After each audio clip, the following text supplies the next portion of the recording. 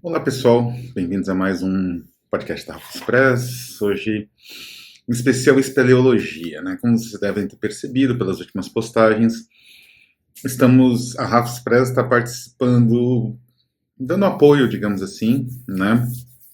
E participando diretamente também da tradução para o português. Não é a primeira tradução para o português. Tem uma edição Vega dos anos 80, 87, acho, que saiu em Portugal como o Império do Sonho, né? Enfim, mas a primeira tradução brasileira, né, editada e lançada no Brasil e feita para o leitor brasileiro, de um clássico da literatura alemã chamado The Andere Seite, o Outro Lado, escrita por digamos assim, uma figura genial, absolutamente fora de lugar, né, da, da cultura, digamos assim, austro-húngara alemã, né, daquele entremeio ali de autores diversos que estavam mais ou menos produzindo em língua alemã, mas eram de várias nacionalidades diferentes, que era por conta dessas questões imperiais no centro da Europa, chamado Alfred Kubin. Não é? Eu não vou falar da vida do Kubin hoje, especificadamente, porque são informações públicas, mas eu vou fazer alguns vídeos a respeito, especialmente da obra, das diferentes edições da obra, inclusive essa da Vega, que eu vou comentar um pouco no futuro, em outros vídeos, né, de outras traduções para outros idiomas, e do impacto tremendo que essa obra teve na literatura fantástica do século XX, antecipando tendências importantíssimas, né, do fantástico, seja o fantástico latino-americano a partir do Borges, que era um autor, inclusive, considerado nos seus inícios, né, Fervor em Buenos Aires, relativamente ligado ao expressionismo, também traduziu muitos poetas expressionistas para o espanhol, né? Então ele teve um impacto em autores como Borges, em autores no cinema expressionista alemão, como filmes como O Gabinete do Dr. Caligari, do Wiener, Robert Wiener, né, que era o diretor. Teve influência nos roteiristas do Gabinete do Dr. Caligari, né, o Hans Janowitz e o Karl Mayer, né. Teve influência nos desdobramentos, né, do fantástico, do horror, inclusive, na Alemanha e no mundo. Então, uma obra fulcral, né? Uma obra que tem uma originalidade também incrível na representação do sonho. Isso chamou a atenção de psicanalistas profissionais, a gente vai ver isso bastante também no decorrer da nossa campanha, tanto de psicólogos, psicanalistas, pesquisadores da mente, do inconsciente, né? Perceberam nessa obra elementos únicos, né? E destacaram eles, né? Então tem declarações, né, de gente como Jung, né, a respeito da qualidade e da, digamos assim, desse aspecto muito peculiar, muito original da prosa onírica de Kubin. Né? Mas hoje a gente vai falar especificadamente do impacto, assim, de onde situar, né? De certa forma, a obra não veio do nada. O Kubin também não era um autor iniciante, embora esse seja o único romance dele. Isso não quer dizer que ele também nunca mais escreveu. Ele era um autor interessante, ele escreveu obras mais fragmentárias e menores, até em extensão, né? Algumas relacionadas ao ofício da pintura, né? Que ele era um ilustrador, um pintor de renome, né? Bastante citado, bastante influente, né? Mas cartas, evidentemente, esse material é bastante prolífico nesse sentido, mas ele trabalhou basicamente um romance, né, uma narrativa longa, ilustrada por ele mesmo, né, ele era um ilustrador de livros muito, digamos assim, conceituado, né, ele era muito requisitado. Ele ilustrou clássicos, né, ele era mais ou menos como um William Blake, né, um ilustrador de livros de renome. Parte do renome dele inicial é como ilustrador de livro, como o Blake Doré, né? E ele ilustrou tanto livros clássicos da literatura alemã, quanto alguns livros de contemporâneos. Ele tinha um contrato para ilustrar o Golem, por exemplo. Ele chegou a ilustrar o Golem, do Meyrink, que é um autor muito próximo dele, de certa forma, né?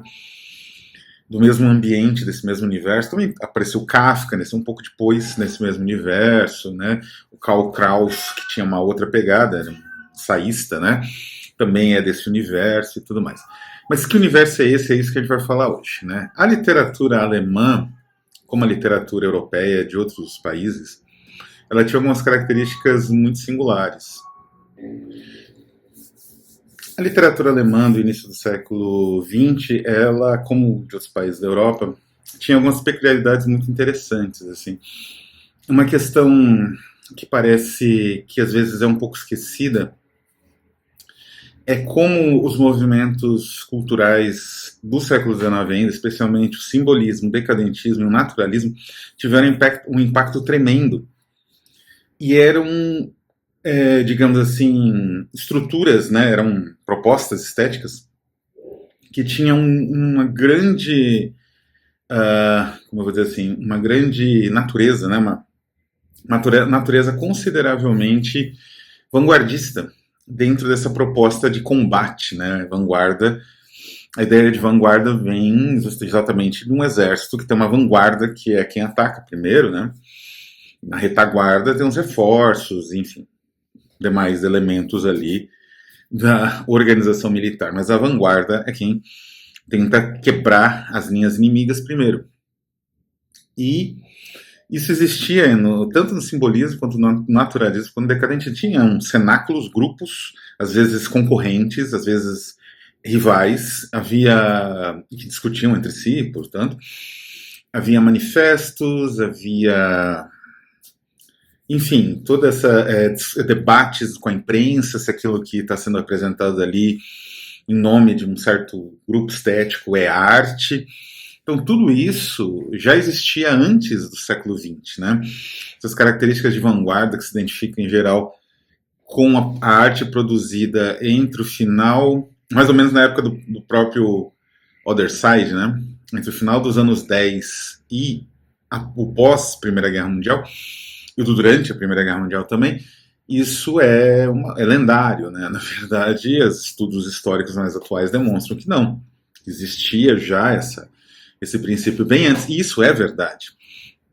A ficção do Kubin, ela surge num momento em que já era bastante traduzida para o alemão e tal, obras de autores como Ibsen, essa aliás é do 1880, né, O Inimigo do Povo, de autores como Strindberg, August Strindberg, né, o dramaturgo, os dois noruegueses, né, ali meio que vizinhos da Alemanha, de autores como,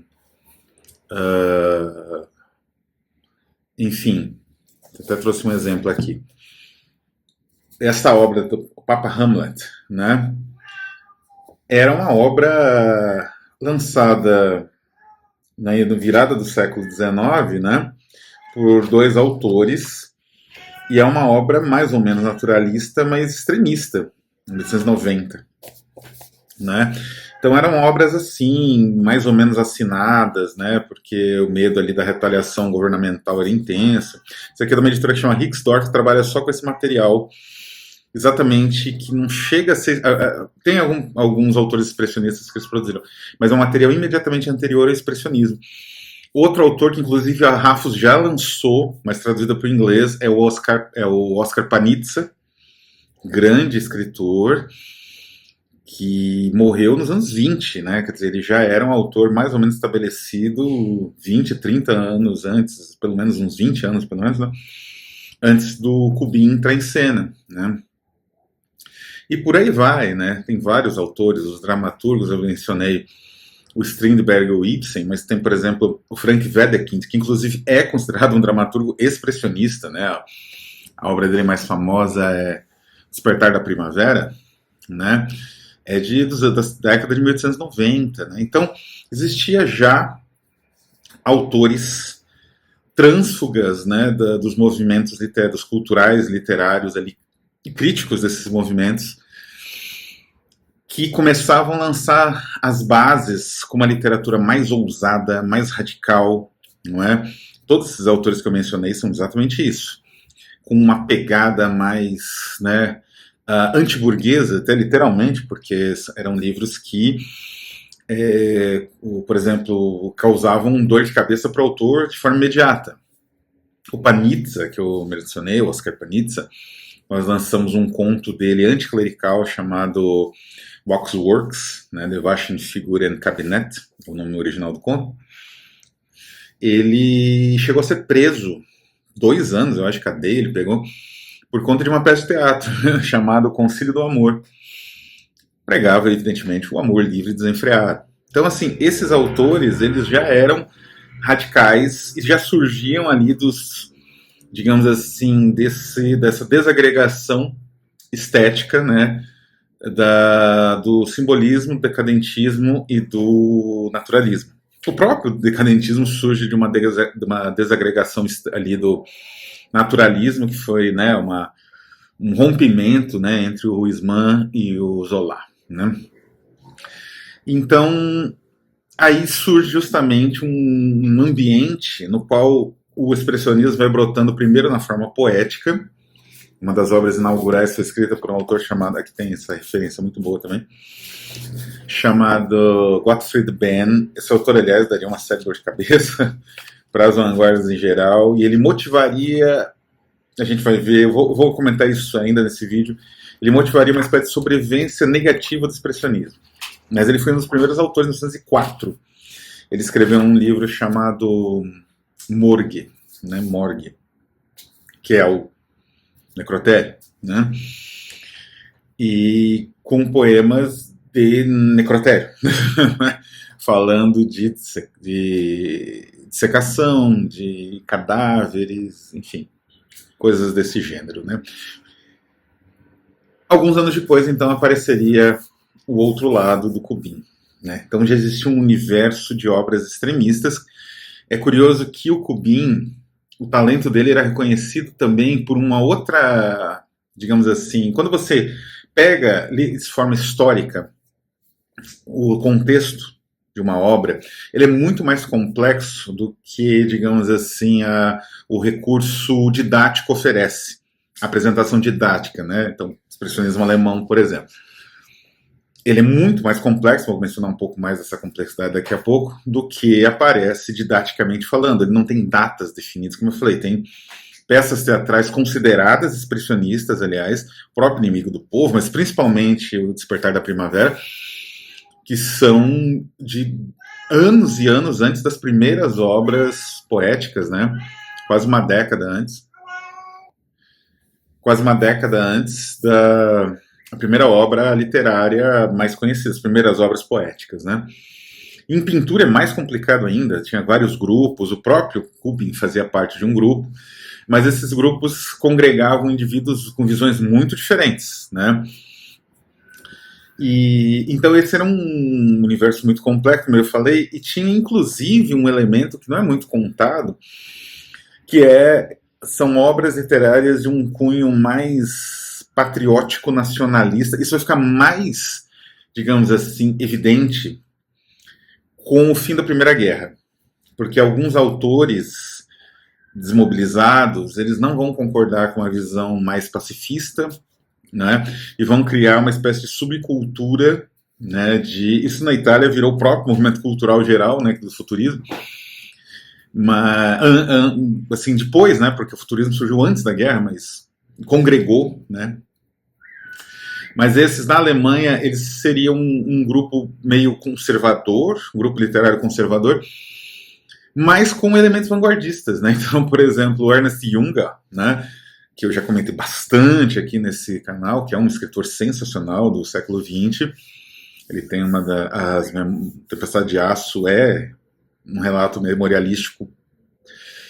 Do ponto de vista ideológico, já tem alguns problemas, mas, assim, é sensacional do ponto de vista literário, né? Não há o que dizer. Mas ele apreciava muito Cubin também, né? É muito curioso isso. Porque existia também um movimento cultural mais ou menos vanguardista, a gente pode dizer assim, que derivava ali um pouco do Nietzsche, de uma interpretação rasa, não digo rasa, mas uma interpretação ideologicamente carregada do Nietzsche, à direita, como eu falei, nacionalista, de soldados que escreviam diário, como o próprio Junger, um soldado que escreve seus diários, né? E isso também tinha um impacto cultural, né? Criavam movimentos de oposição, né? E tudo mais, no qual ali você vincula o Kubin e outros tantos artistas do expressionismo alemão. Então esse era o quadro geral. Era bem complexo, bem cheio, como eu falei, muito mais cheio de nuances, né, que usualmente a gente imagina. E a isso se soma a própria natureza do expressionismo, que é muito peculiar. Porque assim, o expressionismo alemão, que eu reporto bastante esta edição da Perspectiva, é uma edição quase de... Eu adquiri numa promoção, mas ela é quase uma referência, né? Isso é mais para bibliotecas. É que para mim é importante, útil, né? Trabalho bastante com vanguarda, tem a do surrealismo também, que é um tolete ainda maior, quase o dobro desse, né? E aqui tem, falando do expressionismo em vários momentos, né? Relacionado com literatura, dissolução de valores, a própria, algumas noções de física, né? Tem vários livros assim de historiadores que relatam isso, né? Que na Alemanha a física mais avançada surgiu mesmo que nesse contexto, mais ou menos no mesmo contexto do expressionismo, que é o Einstein, o Heisenberg, o Max Planck, etc., outros tantos prêmios Nobel aí. Eles começaram a trabalhar num contexto, esse contexto instável politicamente, e dessa mentalidade subjetiva, né? Que tende à estilização, tende a uma percepção da realidade estilizada, ou a percepção de que a realidade não é uma realidade, né? Se ela é estilizada, ela é só um traço simbólico, né? Então existe até a própria teoria da relatividade e a física quântica, elas surgem exatamente nesse terreno, né? Que mesclava a instabilidade econômica, afinal a Alemanha havia perdido a guerra, né? A Alemanha, quando o Kubin escreveu o romance, ela não tinha nem começado a guerra ainda, mas ele já praticamente antecipa todo o horror da guerra, uma boa parte dele, inclusive com uma linguagem de guerra, que é bizarro. Quando você lê, quando eu li aquilo, eu achei assustador, né? Como que ele conseguiu prever o que seria uma batalha de trincheira, irracionalidade, digamos assim, essa despreocupação completa com as baixas, como se tivesse um número infinito de jovens para você jogar para morrer à toa, né? E ele já fala disso, né? Não era o primeiro, como eu falei, existe um clima expressionista já, não é? Mas ele, uma atmosfera, como ele mesmo coloca, né? Mas ele foi um dos que falou melhor, e falou muito bem, né? Então, o expressionismo... E aí começa uma questão muito interessante, que assim, embora existam manifestos expressionistas, né, que este outro livro aqui, da Alma ao Caos, também já comentei aqui algumas vezes, ele traça vários caminhos diferentes do expressionismo. Existia um expressionismo panfletário e que tinha manifestos, né? Era muito representado pelo Johannes Becker, né? Bandeiras ao Vento, né? Eric Meeuwsam, Walter Hasencler, esse cara até virou ministro, eu acho, da cultura da Alemanha Oriental, não tenho certeza se foi ele ou Johannes Becker, um dos dois, não é? Quer dizer... Mas, apesar disso, apesar desses manifestos, o expressionismo ele foi um movimento artístico de vanguarda menos, digamos assim, unificado por uma visão de mundo geral. Ele foi um movimento mais livre nesse sentido, mais, digamos assim, o expressionismo conseguiu englobar tendências que não eram naturalmente fáceis de colocar na mesma prateleira, digamos assim. Coisa que não acontecia com o futurismo, por exemplo. O futurismo tinha um programa definido, não é? Não acontecia nem mesmo com o surrealismo, não é? Por isso que o expressionismo, por exemplo, quando ele aborda o sonho, né, e a gente comenta isso no projeto, como no caso do próprio O Outro Lado, ele aborda o sonho, não é uma abordagem idêntica, ou nem sequer próxima daquela do surrealismo, que é dos anos 20, a psicanálise já tinha até se definido, né? mas é uma abordagem muito mais intuitiva, né? Valorizando uma percepção quase ancestral, né? Dessa atividade do sonhar em si. Então, o expressionismo ele era livre, ele não tinha, digamos assim, amarras conceituais. Então, o movimento ele se expandia e se desintegrava ao sabor, na verdade, das contradições históricas. Por isso que a gente pode ter peças expressionistas praticamente na virada na última década do século XIX e ter filmes expressionistas nos anos 20, né?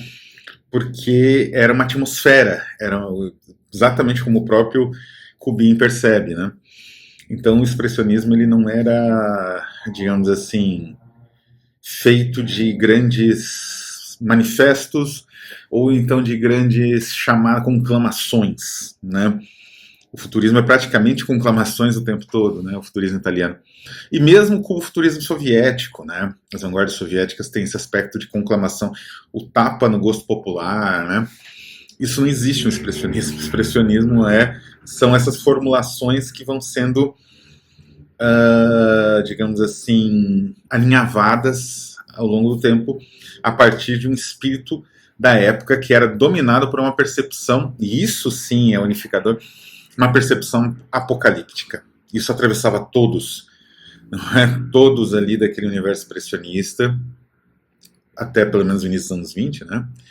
Como eu falei, de altos e baixos, né? Quando a literatura expressionista se extinguiu praticamente com a Primeira Guerra, surgiu o cinema expressionista, quando a arte expressionista foi perdendo suas características, se tornando mais uma espécie de simbolismo universal ou de surrealismo, ou abstracionismo, pelo Kandinsky, né, que era um dos fundadores de um movimento, revista-movimento, né, de arte chamado Cavaleiro Azul, que congregava o Kubin também, né, mas o Kandinsky era muito mais abstrato, né, então, esse lado abstracionista e tal, que também existe no expressionismo, aí sempre aparecia, né, digamos assim, ressurgia um ideário expressionista em outra arte, seja arquitetura, seja música, tem bastante, seja teatro de novo, as primeiras peças do Brecht, seja cinema. Então, tem um livro introdutório de expressionismo, não vou lembrar aqui, não é um dos que eu estou usando aqui hoje, que ele afirma que essa percepção de uma realidade mais fluida e estilizável de uma forma muito livre é uma percepção da arte de uma forma universal, né? Esse autor ele menciona que praticamente da representação do salto do bisão das pinturas rupestres, que você tentava tornar expressivo, porque era um movimento, né? Como é que você tem aquele bicho que salta, né? O artista fazia um esforço gigantesco para conceptualizar isso e passar, né? Na pintura que ele fazia ali na caverna, até o que o Jackson Pollock, o artista americano, fazia, gotejando freneticamente em cima de superfícies gigantescas, né? Isso é expressionismo, de certa forma. Mas a atmosfera unificava o expressionismo alemão. E essa atmosfera, Stimmung, né, em alemão, ela é essencial para o reconhecimento desse universo. Quando essa atmosfera começou a desintegrar, foi quando justamente com o nazismo, com a lenta ascensão do nazismo, não foi imediata, mas foi inexorável, digamos assim, foi lenta e constante, o expressionismo ele começou a se desintegrar essa atmosfera, os artistas já não mais se reconheciam, e aí sim eles começaram a seguir seus próprios rumos, né, na direção geral do surrealismo, foi o caso do Kubin, e de outras vanguardas que ainda sobreviviam, ainda resistiam, ainda tinham uma certa organização, ou estavam no exílio com revistas, né, então o artista podia sobreviver. É curioso que, digamos, o último movimento do expressionismo tenha sido um movimento negativo, que se deu por conta de uma querela, famosa essa querela, né? Querela seria uma discussão, uma desavença, uma discussão gigantesca nos círculos intelectuais alemães no exílio. Foi já depois da tomada de poder definitiva do Hitler. E, enfim, muitos artistas expressionistas eram judeus, né? Muitos, assim, 40%, né? Então todos tiveram que se exilar. Os que não eram judeus eram uma situação parecida até com o próprio Kubin, casado, né, com uma judia, ou não é, tem algum parentesco indireto, né? Então quase todos tiveram que se exilar. E no exílio surgiu um debate em torno daqueles artistas expressionistas que inicialmente abraçaram o regime, que foi justamente o Gottfried Benn, que eu mencionei, que foi um dos primeiros autores a publicar um livro de poemas expressionista, e, entre outros, alguns medíocres, que nem são lembrados mais hoje, mas tem alguns artistas como Emil Nolde. O Emil Nolde é um pintor também, sensacional, incrível, né? E ele aderiu inicialmente ao nazismo, mas se arrependeu amargamente depois, foi censurado, não sei nem se chegou a ser preso, né? Mas ele foi proibido de pintar, acho que ele chegou a ser processado, uma coisa assim. E porque era arte degenerada, né? Os nazistas, o expressionismo transformou em arte degenerada. Também é uma espécie de visão negativa do movimento, mas que eternizou, né? Tanto o nazismo, chamando de arte degenerada, quanto esse debate que eu mencionei, que foi um debate a partir de alguns pressupostos de um filósofo húngaro chamado Lukács, né? De um modelo estético burguês que deveria ser, digamos assim, adotado ou tomado, por assim dizer, que era da novela realista. Então tudo que é produzido, tipo, o Kubin mesmo dançaria, porque isso não é novela realista, né?